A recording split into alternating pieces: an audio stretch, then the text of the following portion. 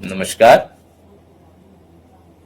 जिन जातकों पर गुरुदेव की कृपा हो, ऐसे जातक अपनी जीवन रूपी नैया को भवसागर से सफलतापूर्वक पार कर ले जाते हैं।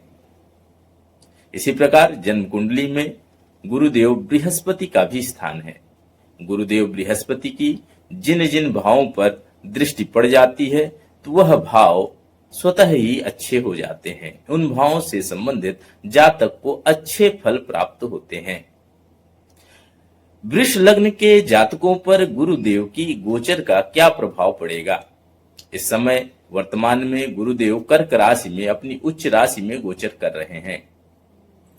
तो देखते हैं कि वृष लग्न के जातक के किन किन भावों पर गुरुदेव कृपा दृष्टि डाल रहे हैं वर्तमान में।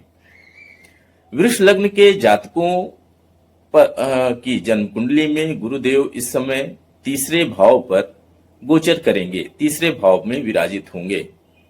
उनका गोचर तीसरे भाव पर है। यहां से गुरुदेव पांचवी दृष्टि से सप्तम भाव, सातवीं दृष्टि से नवम भाव तथा नौवीं दृष्टि से एकादश भाव पर दृष्टि डालते हैं। जब गुरुदेव पांचवी दृष्टि से सातवें भाव पर विवाह स्थान पर दृष्टि डालेंगे, तो यदि जातक का वैवाहिक जीवन में खटपट चल रही है, तो वैवाहिक जीवन को सुखमय बनाएंगे, तनाव कम करेंगे। सातवीं दृष्टि से गुरुदेव की दृष्टि भाग्य भाव पर पड़ रही है, तो पराक्रम भाव से गुरुदेव भाग्य भाव को देख रहे हैं, तो पराक्रम साहस से भाग्य जुड़ गया।